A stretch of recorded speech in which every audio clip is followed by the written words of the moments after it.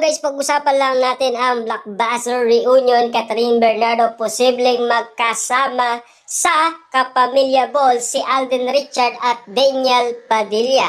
Posible nga ba kaya guys? At intayin na lang natin dahil marami na umano ang abangers at marami na umano ang nag-iintay sa pakulo ng blockbuster reunion. Siyempre kasama dyan guys si Catherine Bernardo at posible daw makasama si Alden Richard at Daniel Padilla. Ano kaya guys ang masasabi ni Alden Richard at Daniel Padilla dahil hindi sila ang napili umano ni Catherine Bernardo? Dahil ayon sa mga netizens at mga sawsawerang kapitbahay, nga naman sila. Pero at least guys, pinag-uusapan pa rin sila dahil malupitan nga naman kasi ang kanilang movie, lalo na guys si Daniel Padilla noong sila pa ni Catherine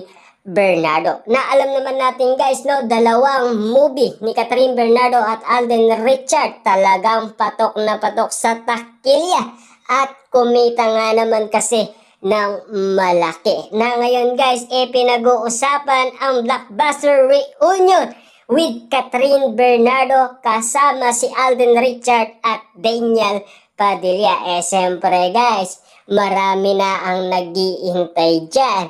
Makikita ang tatlong inaabangan nila na si Catherine Bernardo, Alden Richard at Daniel Padilla. Mainit na usap-usapan ngayon ang maaring pagkukurus daw ng landas ni na Catherine Bernardo, Alden Richard at Daniel Padilla sa nalalapit na ABS-CBN Ball 2025. Yan kasi guys ang updated sa atin ng balita. Siyempre guys, kaabang-abang na yan.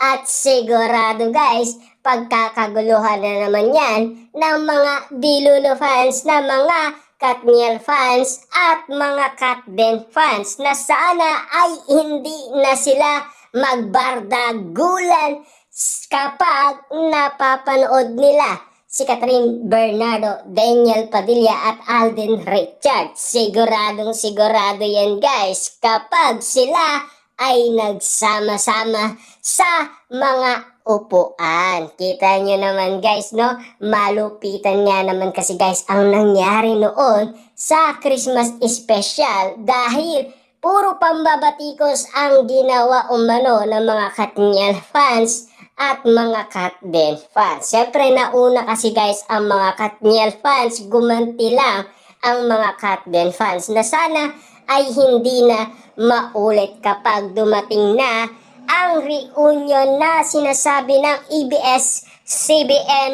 Ball 2025 na makakasama si Alden Richard, Daniel Padilla at Catherine Bernardo, na talagang inaabangan na ng mga netizens, mga Dilulo fans, na mga Katniel fans, mga Katden fans at mga sawsawerang kapitbahay na ngayon ay pinag-uusapan na, pinagkakaguluhan na at pinagpepestaan na.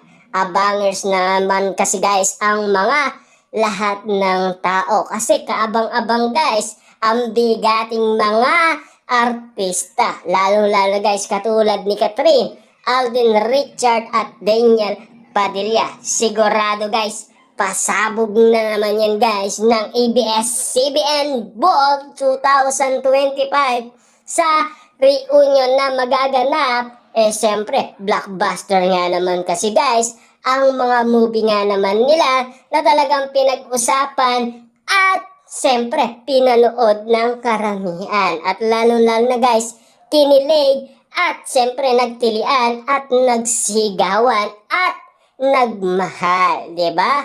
Ang importante dyan guys hindi sila nalungkot at hindi sila nagsasawang panoorin ang mga movie ng Katniel at movie ng Katden. Siguradong sigurado yan guys kasi ang Hello Love Again laging trending nga naman kasi sa Netflix dahil pinag-usapan kaagad yan guys, no?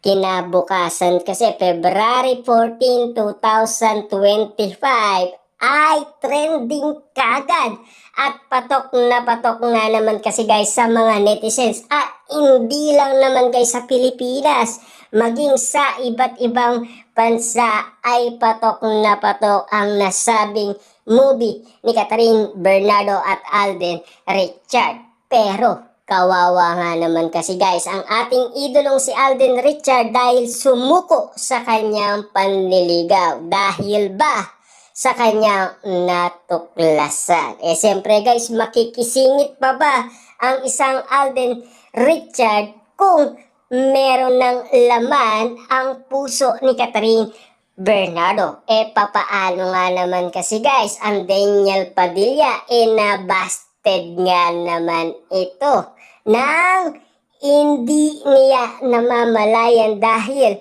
meron na kasing laman ang puso ni Catherine Bernardo. Walang iba kundi si Mayor Mart ng Lucena. Siyempre guys, paano nga naman iibigin ni Catherine Bernardo ang isang Alden Richard kung pinag-aawayan nga naman noon ni Daniel Padilla at Alden Richard ang iisang babae na box office queen, Catherine Bernardo. Kaya nga naman siguro guys, mas pinili ni Catherine Bernardo ang non-showbiz na mayor ng Lucena. Siyempre, hindi pa naman yan guys naririnig ni Daniel Padilla. Siyempre, aka-aka pa lang at hindi pa daw katotohanan. Kasi, ayon kasi guys kay Ogie Diaz, kinachat niya naman or tinetext si Mayor Mart ng Lucena at wala itong updated sa kanya.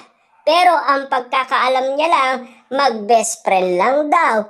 Pero ang update sa ating guys ni Ogie Diaz, kung sino daw ang jowa talaga ni Catherine Bernardo, walang iba kundi si Mayor Mart ng Lucena. At marami ang nagtaka at marami umano ang nagduda dahil ang sabi umano kasi ni Ogie Diaz ay mag-best friend lang sila.